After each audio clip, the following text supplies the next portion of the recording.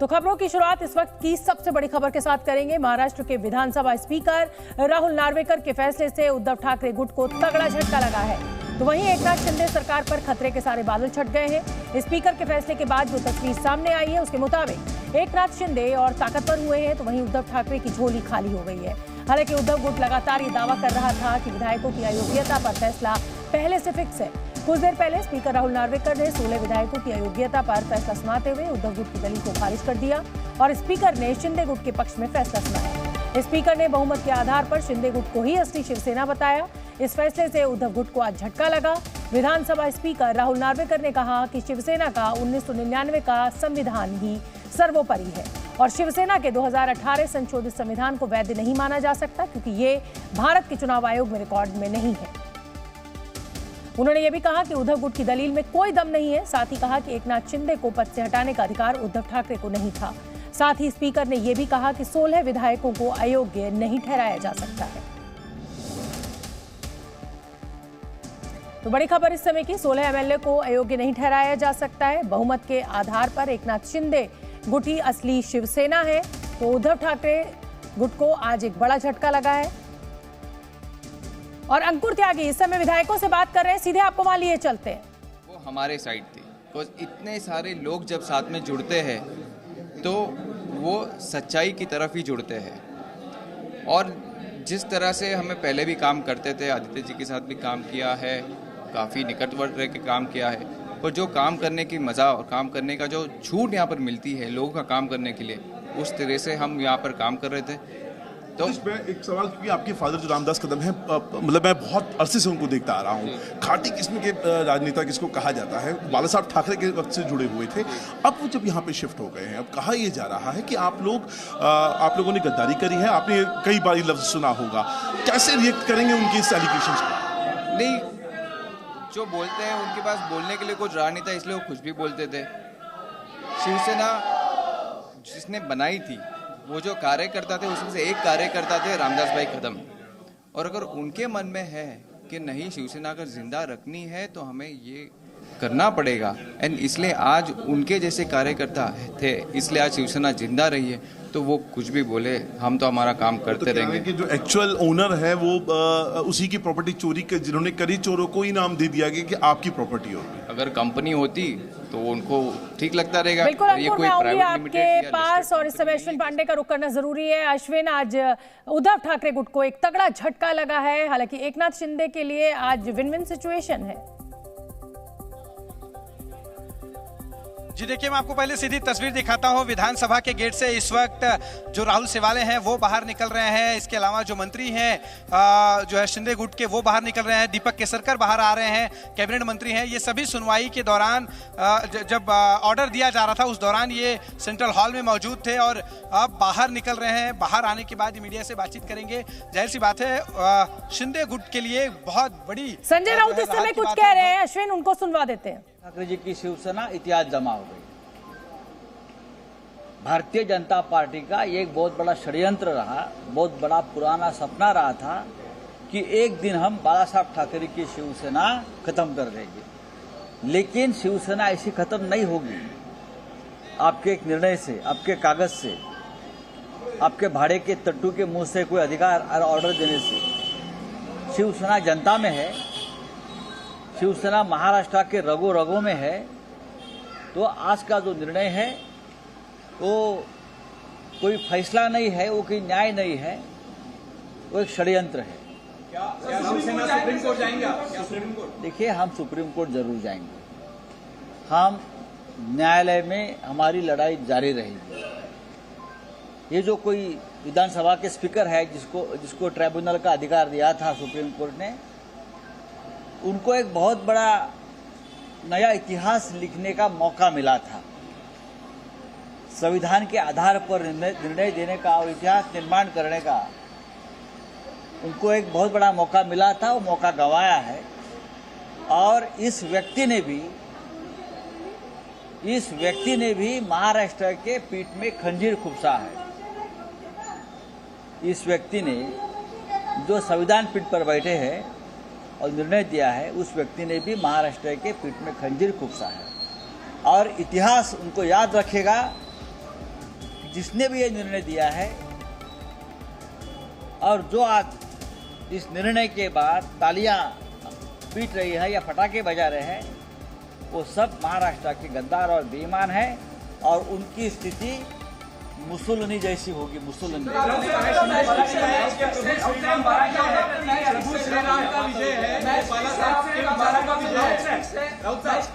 ये match fixing है। हम सुबह कहा था ये मैच फिक्सिंग है।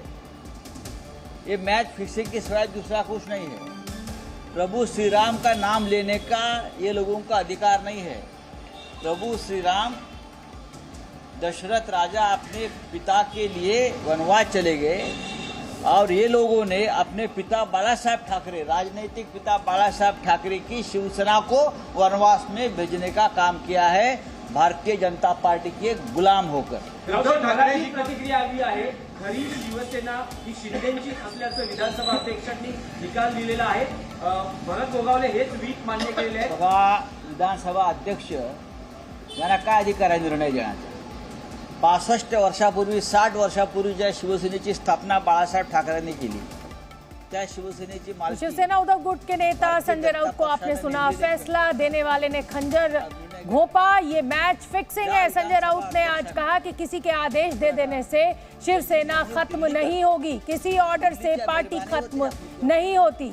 दिल्लीचे आदेश पाळतात ते शिवसेना अमान्य केलेली आहे, त्याच्यामुळे ती अमान्य होणं हे एका दृष्टीने आम्ही केलेली मागणी ही मान्य झाली नाही, याचं सुद्धा थोडंसं जरी आम्हाला वाईट वाटत असलं तरी याबाबत काय करायचं हा अंतिम निर्णय वकिलांची चर्चा केल्यानंतर आमचे नेते श्री एकनाथजी शिंदे साहेब घेतील।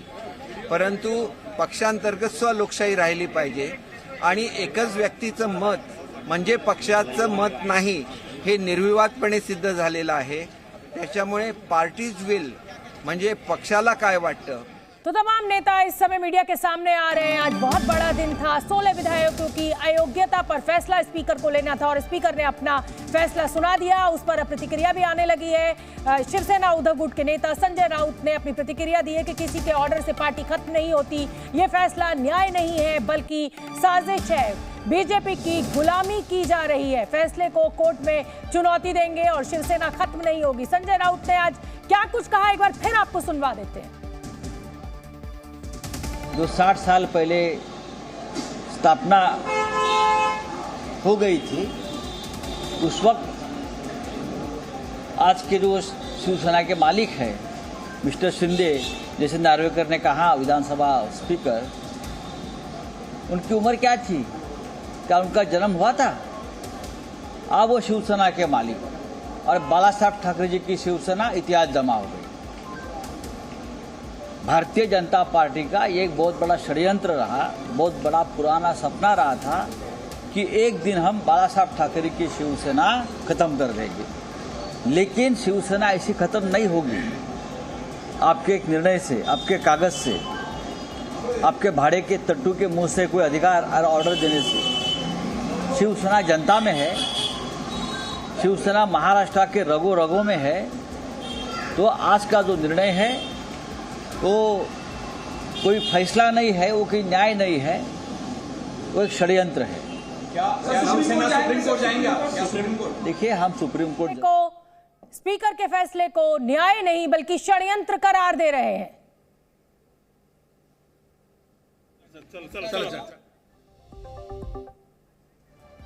तो शिवसेना भवन से साकेत जीनू संवाददाता हमारे साथ लाइव जुड़ रहे हैं। साकेत, मुझे दिखाई दे रहा है कि सुरक्षा व्यवस्था यहां पर चाक चौबंद कर दी गई है, बढ़ा दी गई है। क्या तस्वीरें इस समय वहां पर?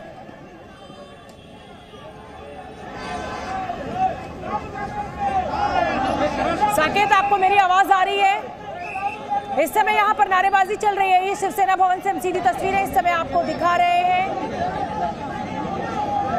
लगातार हो हल्ला, हो हंगामा यहाँ पर।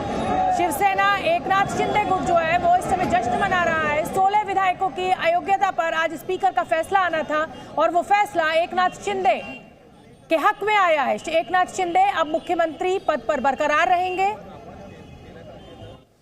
साकेत मेरे साथ जुड़ रहे हैं। साकेत, यहाँ पर सुरक्षा व्यवस्था बढ़ा दी गई है शिवसेना भवन पर और असली शिवसेना का जो हकदार है या ये मालिक है वो एकनाथ शिंदे को कहा है आज स्पीकर ने। क्या माहौल वहां पर?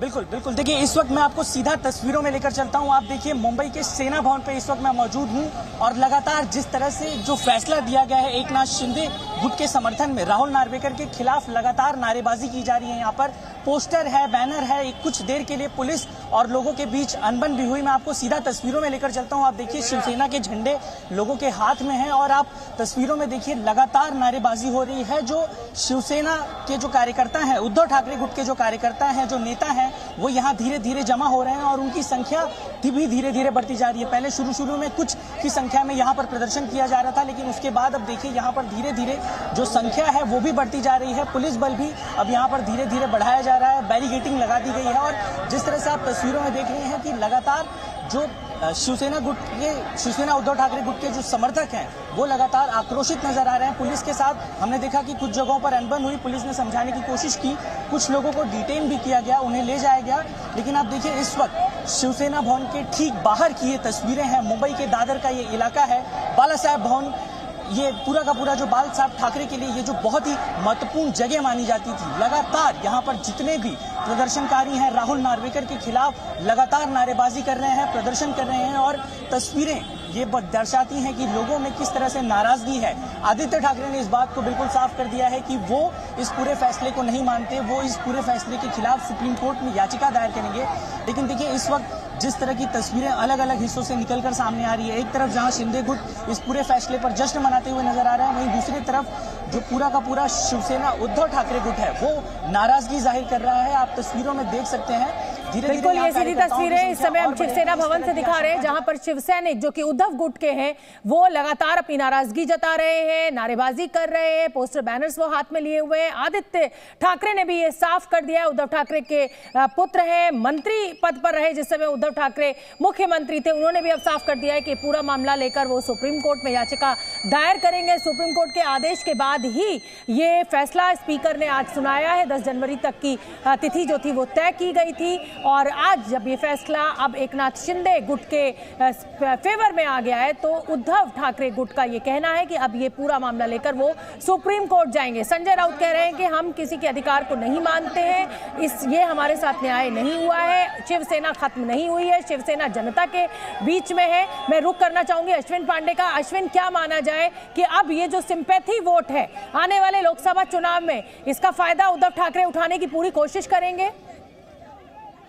2018 का 2022 का उन्होंने कहीं भी वहाँ पे राष्ट्रीय कार्यकारिणी प्रतिनिधि सभा न ली है, ये अभी प्रूव हुआ है। 2018 में कार्यकारिणी की जो बैठक थी उसमें आप चूंकि मेंबर नहीं थे, इसके बावजूद आप मीटिंग में थे, उन चीज़ों को भी यहाँ पर संज्ञान में लिया गया और उस 2018 की बैठक को नहीं माना गया और यही सबसे बड़ा मुद्दा रहा जिसकी वजह से आज आप लोगों की जीत हुई है। निश्चित रूप से हमने जो हमारी पहला सबमिशन यही था कि हम 1999 की जो बाला साहब ठाकरे जी की कॉन्स्टिट्यूशन हम उसको फॉलो करते हैं और उस कॉन्स्टिट्यूशन के हिसाब से हम आगे काम करेंगे।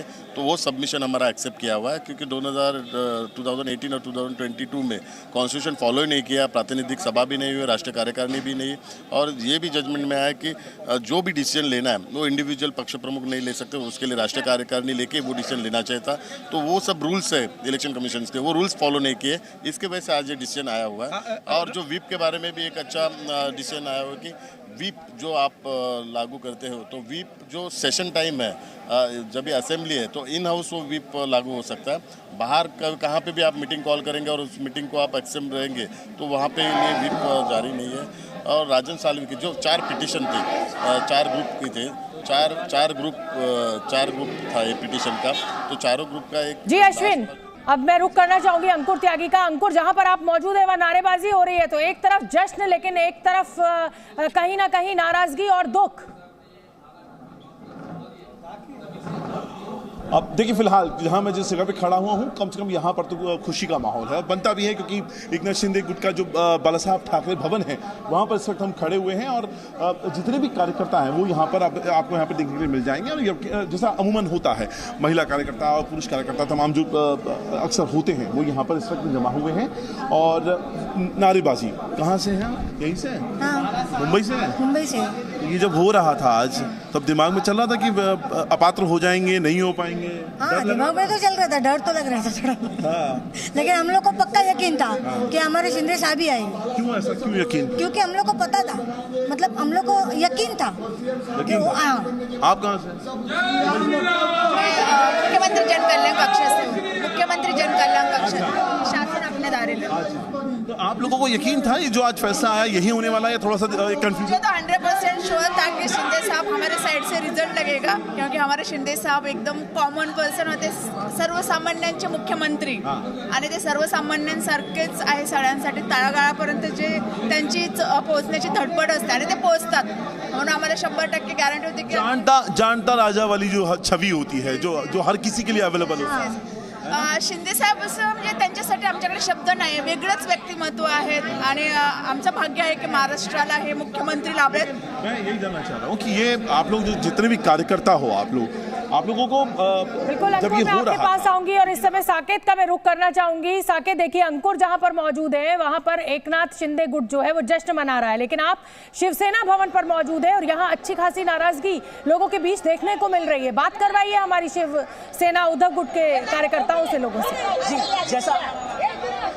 जी बिल्कुल, देखिए जैसा कि मेरे सहयोगी अंकुर बता रहे थे कि एक गुट में नाराजगी देखने को मिल रही है तो एक गुट में खुशी देखने को मिल रही है. इस वक्त मैं जहां पे मौजूद हूं, इस पूरे गुट में बहुत ज्यादा आक्रोश और नाराजगी हमें देखने को मिल रही है. हम कार्यकर्ताओं से सीधा बात करते हैं. मैडम, अपना नाम बताइए. संजना पाटिल. ये बताइए आज का जो फैसला है, इस पूरे फैसले को किस तरह से देखती हैं आप? हम लोग तो गलत तरीके से ही देखते हैं. सर, क्या कहना चाहेंगे इस पूरे फैसले को लेकर? फैसला गलत है, लोकशाही का खून हुआ है और उनको अभी सब कुछ मिला ना. हाँ, उन्होंने हिम्मत करना चाहिए. अभी इलेक्शन लगा, हम लोग तैयार है. अभी जो कुछ आपके पास है ना वो गलत तरीके से हुआ है, गलत तरीके से हो जाए वो. अभी उनकी हिम्मत है तो इलेक्शन लगा, हम लोग सब तैयार है शिवसैनिक. सर, क्या कहना चाहेंगे आज के फैसले को लेकर, राहुल नार्वेकर के फैसले को लेकर क्या कहेंगे? जो 4 पल्स घूम के आया है वो निर्णय क्या देगा? उसके इधर से निर्णय का अपेक्षा करना ही गलत है, पहली बात. और इन लोग की हिम्मत है ना तो एक बीएमसी का इलेक्शन लड़ा के दिखाओ.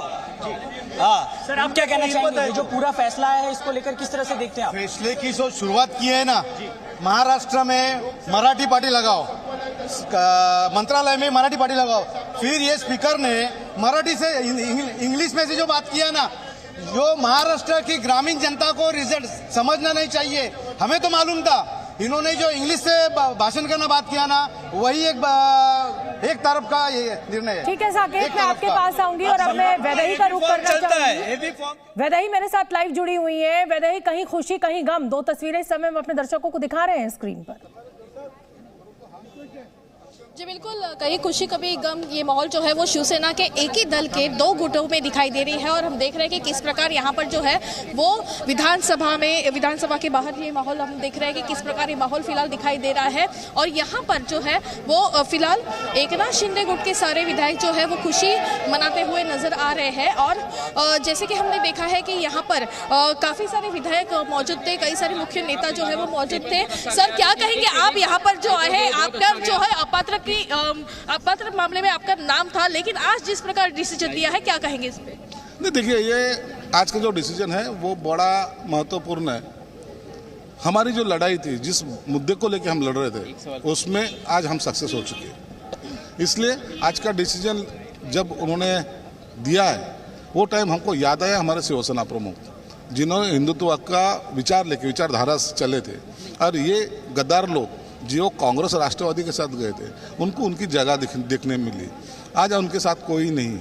आज वो अकेले रहे, अकेले हम, अकेले तुम, ऐसा बोल के उनका चल रहा है. 2018 के घटना के अनुसार उन्होंने जो है वो निर्णय दिया है क्योंकि चुनाव आयोग में जो है वो उस घटना के बारे में कोई जिक्र ही नहीं है. क्या कहते हैं, यही टर्निंग पॉइंट था डिसीजन का? 2018 में वही हुआ. इन्होंने कोई कार्य करने की मीटिंग नहीं ली. इनको लगा पक्ष अपन कुछ भी करे तो पक्ष में चलता है, तो जो चेंजेस उन्होंने लाए तो उसको एक्सेप्ट नहीं किया विधानसभा अध्यक्ष ने. वो जो कहा है वो गलत था, ये आज उन्होंने क्लियर कर दिया. उसके वजह से उनके सभी निर्णय एक झटके में बाद हो गए और उसकी खुशी हमको भी है।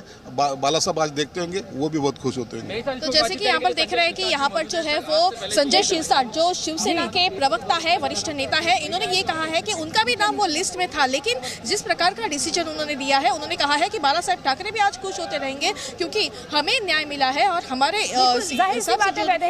हर व्यक्ति अपने अपने चश्मे से इस फैसले को देख रहा है और उसकी व्याख्या कर रहा है। इस समय की बड़ी खबर मैं अपने दर्शकों को बताना चाहती हूँ। बड़ी खबर यह है कि अब इस फैसले के बाद थोड़ी देर में उद्धव ठाकरे प्रेस कॉन्फ्रेंस करने जा रहे हैं। क्या कुछ आज इस फैसले से निकलकर उद्धव ठाकरे के लिए कहा जा रहा है कि एक बड़ा झटका है। अब वो किस तरह से अपनी बात आगे रखेंगे और पूरी कोशिश इस समय उद्धव ठाकरे की यही होगी कि 2024 के लोकसभा चुनाव से पहले एक सिंपैथी लहर जो उनको मिल रही है इस समय महाराष्ट्र की काफी जनता से, उसको कैश किया जा सके। साकेत का मैं रुख करना चाहूंगी। साकेत, लगभग कितनी देर में ये प्रेस कॉन्फ्रेंस होने जा रही है और कहां पर होगी? क्या यही शिवसेना भवन में? जी देखिए, शिवसेना भवन में नहीं, अब से कुछ ही देर में मातोश्री जो कि उनका निवास स्थान है, पैतृक निवास स्थान है उद्धव ठाकरे का, वहां अपनी प्रेस कॉन्फ्रेंस लेके वो लगातार, देखिए कल भी उनकी जो प्रेस कॉन्फ्रेंस हुई उन्होंने पहले ही ये बात साफ कर दी कि आज का जो फैसला है इस बारे में वो पहले से ही जानते हैं। कहीं ना कहीं ये पूरी सरकार और राहुल नार्वेकर की मिली भगत है और उन्हें इस फैसले के बारे में पहले से जानकारी है। जब जज ही आरोपियों से मिलने लगेगा तो हम किस पर भरोसा करें, किस न्यायपालिका पर भरोसा करें, और इसीलिए अब जो ये पूरा फैसला सामने आया तो कहीं ना कहीं अब उद्धव ठाकरे प्रेस कॉन्फ्रेंस लेंगे और उसके जरिए वो ये साफ करेंगे कि अब उनका अगला रुख क्या होगा। देखिए ये बात तो बिल्कुल साफ है कि वो सुप्रीम कोर्ट का रुख करेंगे इस पूरे फैसले के खिलाफ। जिस तरह से नाराजगी लगातार हमें देखने को मिल रही है उद्धव ठाकरे गुट में, अब आगे क्या कदम उठाया जाता है इस पूरे मामले को लेकर, ये देखना बेहद महत्वपूर्ण होगा। जी बिल्कुल ठीक है साकेत, आप बने रहिए, शिव पांडे आप भी बने रहिए, अंकुर त्यागी आप भी बने रहिए और इस बड़ी खबर पर ये बड़ी कवरेज लगातार जारी है। 22 जनवरी को अयोध्या में होने वाले रामलला के प्राण प्रतिष्ठा समारोह में सोनिया गांधी हिस्सा नहीं लेंगी। सोनिया गांधी के अलावा कांग्रेस के अध्यक्ष मल्लिकार्जुन खड़गे और पार्टी के कई दूसरे बड़े नेता भी इसमें शामिल नहीं होंगे। इस बात को कांग्रेस पार्टी ने ही एक बयान जारी कर साफ किया। कांग्रेस की तरफ से दिग्गज नेता जयराम रमेश ने एक लिखित बयान में ये साफ किया कि बीते महीने ही कांग्रेस के अध्यक्ष मल्लिकार्जुन खड़गे, कांग्रेस संसदीय दल की अध्यक्ष सोनिया गांधी और लोकसभा में कांग्रेस संसदीय दल के नेता अधीर रंजन चौधरी को अयोध्या में राम मंदिर के उद्घाटन का निमंत्रण मिला था। पार्टी की तरफ से कांग्रेस के फैसले की वजह भी बताई गई, जिसमें कहा गया कि भगवान राम की पूजा अर्चना करोड़ों भारतीय करते हैं। धर्म मनुष्य का व्यक्तिगत विषय है, लेकिन बीजेपी और आरएसएस ने वर्षों से अयोध्या में राम मंदिर को एक राजनीतिक परियोजना बना दिया है। साफ है कि एक अर्ध निर्मित मंदिर का उद्घाटन केवल चुनावी लाभ उठाने के लिए किया जा रहा है। 2019 के माननीय सर्वोच्च न्यायालय के निर्णय को स्वीकार करते हुए और लोगों की आस्था के सम्मान में मल्लिकार्जुन खड़गे, सोनिया गांधी और अधीर रंजन चौधरी बीजेपी और आरएसएस के इस आयोजन के निमंत्रण को ससम्मान अस्वीकार करते हैं। साफ है, इस नतीजे पर पहुंचने से पहले कांग्रेस के नेताओं ने काफी विचार विमर्श किया। चूंकि मामला करोड़ों राम भक्तों की आस्था से जुड़ा था और इससे जुड़े किसी भी फैसले का असर लोकसभा चुनावों पर पड़ना तय है, इसलिए नतीजे पर पहुंचने से पहले सोच विचार स्वाभाविक ही था। यही वजह रही कि बीते महीने मिले न्योते पर कांग्रेस को अंतिम नतीजों पर पहुंचने में कई दिन लग गए। चूंकि ये मामला आस्था और भावनाओं से जुड़ा है, इसलिए कांग्रेस को अपने फैसले के बचाव में कई तर्क गढ़ने पड़ गए। आधे अधूरे मंदिर का उद्घाटन हो, ये भी न्यायालय का फैसला है क्या? क्या वो जो चारों शंकराचार्य नहीं जा रहे हैं, उनके जो तमाम मूल सवाल हैं, क्या बीजेपी और आरएसएस उनका उत्तर देगी? शीर्ष नेतृत्व के फैसले के बचाव में कांग्रेस के नेताओं ने सवालों की झड़ी लगा दी, लेकिन इस फैसले पर कुछ सवाल कांग्रेस से पूछे जाने लगे। मसलन ये कि क्या बीजेपी के गेम में फंसने से बची कांग्रेस? क्या कांग्रेस ने जनभावना के आगे वोट बैंक चुना? क्या विचारधारा के मुकाबले जनभावना फेल हो गई? क्या ये इंडिया अलायंस की एकजुटता का संदेश है? क्या न्योता ठुकराने का फैसला जनता वोट से करेगी? मुमकिन है कि इन सवालों के जवाब लोकसभा चुनावों के नतीजों में तलाशे जाएं। लेकिन लोकसभा चुनावों से पहले नेताओं को जनता का सामना करना है और फैसले पर जनता की प्रतिक्रिया के आधार पर कांग्रेस पार्टी के नेताओं और विपक्षी गठबंधन की प्रतिक्रियाएं आने वाले दिनों तक मिलती रहेंगी। लेकिन कांग्रेस पार्टी के ही कुछ नेताओं की फौरी प्रतिक्रिया चौंकाने वाली रही, जबकि वो जानते थे कि जो भी फैसला हुआ वो शीर्ष नेतृत्व का रहा। Sir, the Congress High-Command has said that we don't want to... One question. Just one question. On the Ram Mandir issue, sir. I don't want to comment. High-Command will answer to all those things. Congress के दिग्गज नेता सवालों से बचते दिखे तो BJP को भी वो मौका मिल गया जिसका उसे इंतजार था। सीरियसली क्यों लेते हो उनके पास? वो खुद पछताएंगे अगर नहीं जाके। छोड़ो यार। ये तो राम मंदिर से जुड़ी राजनीति पर नई शुरुआत है। अब हर दिन ये मामला और तूल पकड़ेगा। विवाद के और तूल पकड़ने की वजह भी है। कांग्रेस पार्टी खुद ही राम मंदिर के उद्घाटन कार्यक्रम को लेकर असमंजस में रही और उनके कई नेता बार बार निमंत्रण मिलने पर समारोह में जाने की बात करते रहे। ऐसा कहने वालों में कांग्रेस के कई दिग्गज और पार्टी का चेहरा माने जाने वाले कद्दावर नेता भी रहे। यकीन न हो तो दिग्विजय सिंह के ही बीते दिनों के इस बयान को सुनिए। ये तो कोई किसी पार्टी का ट्रस्ट तो है नहीं, इसमें हमें जाने में क्या आपत्ति है। और इसके बाद दिग्विजय ने जो कुछ कहा उससे पहले कुछ दिनों पहले पार्टी इस मुद्दे पर किस फैसले की तरफ बढ़ रही थी उसकी झलक भी मिली। और सोनिया जी तो बहुत पॉजिटिव इस मामले में, निमंत्रण मिला है, या तो वो जाएंगी या डेलीगेशन हमारा जाएगा। लेकिन अब ये अध्याय यहीं खत्म हो चुका है और पार्टी के नेता अपने आलाकमान के फैसले के असर को महसूस करने की कोशिश करेंगे। एक दिन पहले अपने दफ्तर के बाहर रामलला को लेकर प्रेम जताने वाले पोस्टर लगाने वाली समाजवादी पार्टी रामोत्सव को लेकर भारी असमंजस में दिखी। दिन बीतने के साथ ही पार्टी की तरफ से विवादित बयान भी सामने आ गया, जिसकी जिम्मेदारी एक बार फिर स्वामी प्रसाद मौर्य ने अपने ऊपर ली। यूपी के कासगंज में बौद्ध जन जागरूकता सम्मेलन में हिस्सा लेने पहुंचे मौर्य ने राम मंदिर आंदोलन के दौरान कार सेवकों पर चली पुलिस की गोलियों को कुछ इस अंदाज में जायज ठहराया।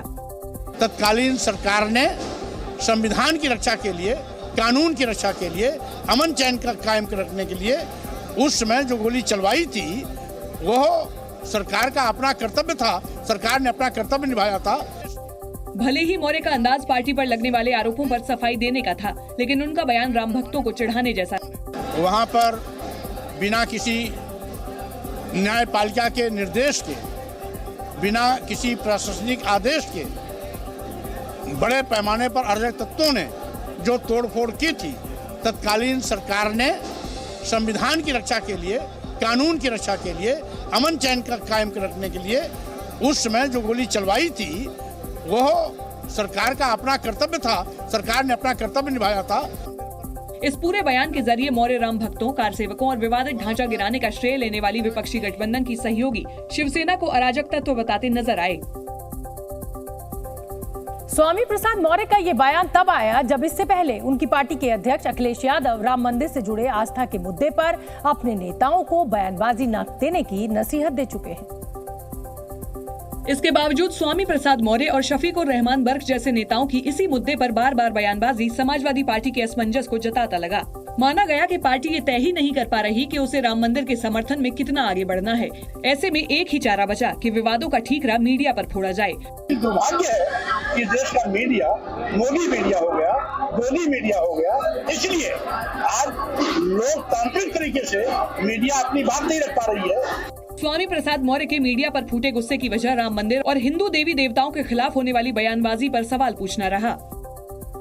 स्वामी प्रसाद मौर्य भले ही राम मंदिर को लेकर समाजवादी पार्टी पर हो रहे हमलों का बचाव करने की कोशिश करते दिखे, लेकिन इसी बहाने जाने अनजाने उन्होंने एक पुराने विवाद को एक बार फिर हवा दे डाली। दरअसल ये मामला करीब 33 साल पुराना 1990 का है।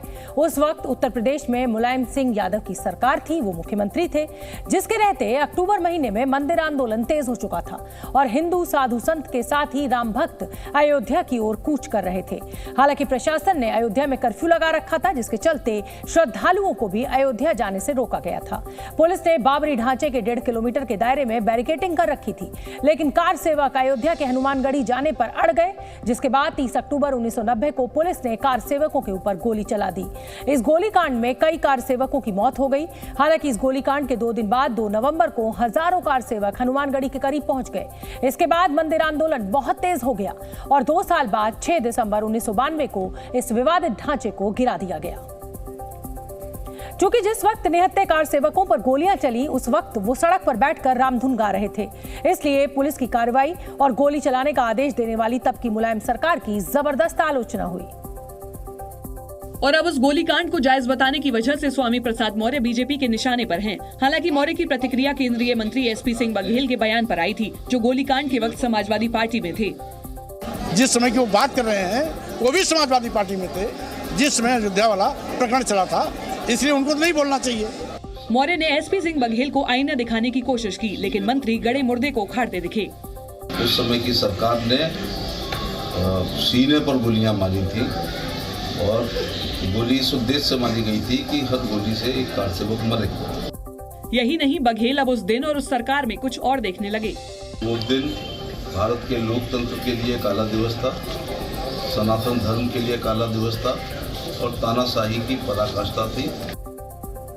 जाहिर है बयानबाजी का ये दौर कुछ लोगों को शुद्ध सियासी लगने लगा, लेकिन संत समाज सियासी गलियारों में चल रही इस बयानबाजी से आहत दिखा। इसकी वजह स्वामी प्रसाद मौर्य ने उन्हें दी,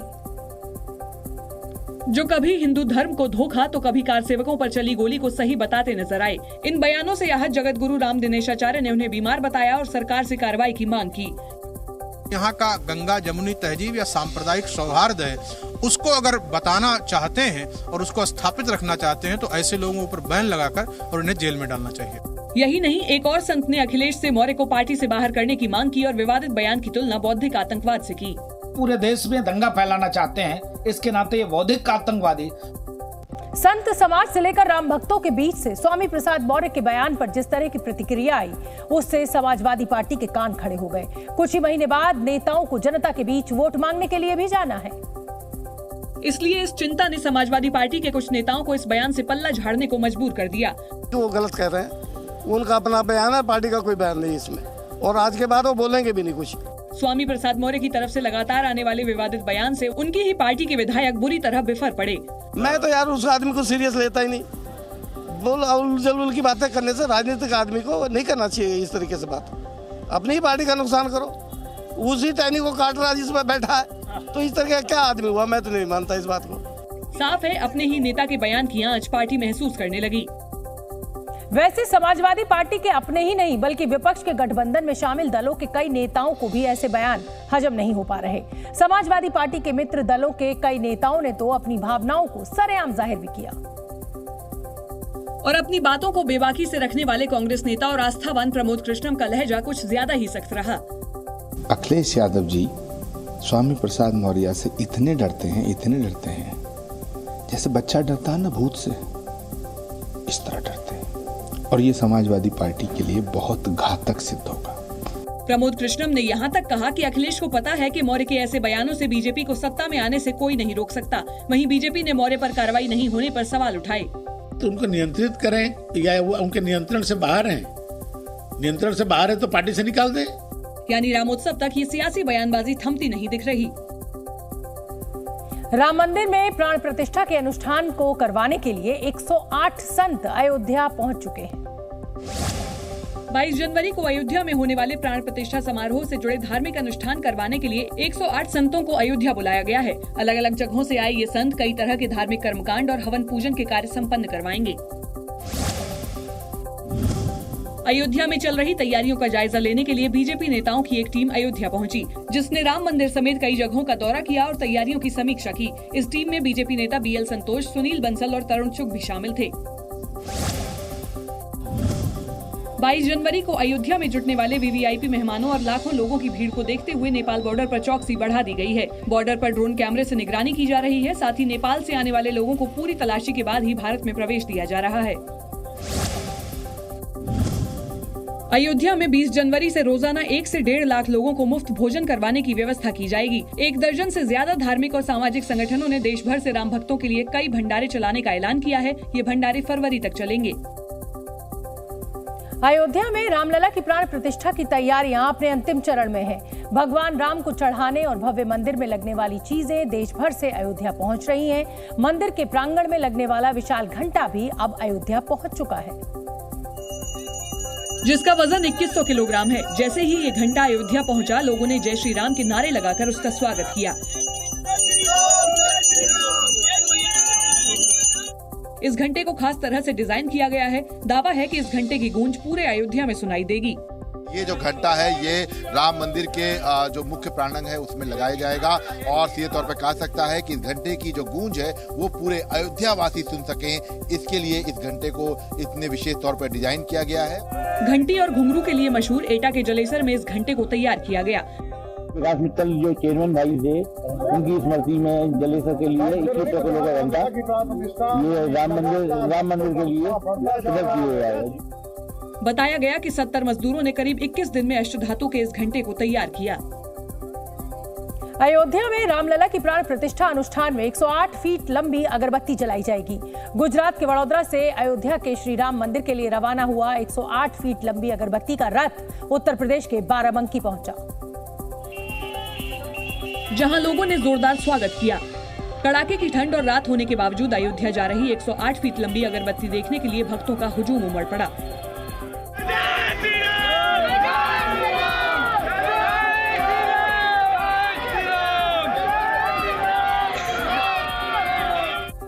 बताया गया कि लोगों ने फूलमाला के साथ रथ का स्वागत किया और जय श्री राम के नारे भी लगाए। इस दौरान कुछ लोग अगरबत्ती का वीडियो बनाते नजर आए तो कुछ लोग उसे छूकर आशीर्वाद लेते दिखाई दिए। गुजरात के वडोदरा के रहने वाले राम भक्त विहा भाई करशन भाई भरवाड़ा ने रामलला के लिए 108 फीट लंबी अगरबत्ती तैयार की है। इस अगरबत्ती का वजन 3428 किलोग्राम है और ये रामलला के दरबार में करीब 45 दिनों तक जलेगी।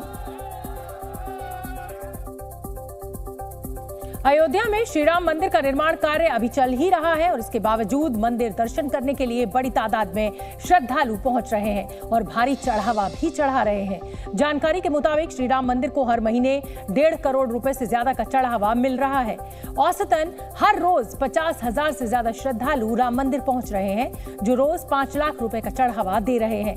ज्यादातर चढ़ावा 500, 200, 100, 20 और 10 रुपए के नोट और सिक्कों के तौर पर मिल रहा है। चढ़ावे में मिली रकम की गिनती मंदिर परिसर में बने एक कमरे में की जाती है और गिनती के बाद सारी रकम 2 बड़े बॉक्स और 7 तिजोरियों में रखी जाती है। सभी तिजोरियों की 2 चाबियां हैं, जिनमें एक स्टेट बैंक ऑफ इंडिया की ब्रांच में और दूसरी ट्रस्ट के सदस्यों के पास रहती है। माना जा रहा है कि प्राण प्रतिष्ठा के बाद रामलला के भक्तों की तादाद दुगनी हो जाएगी और तब मंदिर को मिलने वाला चढ़ावा भी दुगने से ज्यादा बढ़ जाएगा। जी न्यूज़।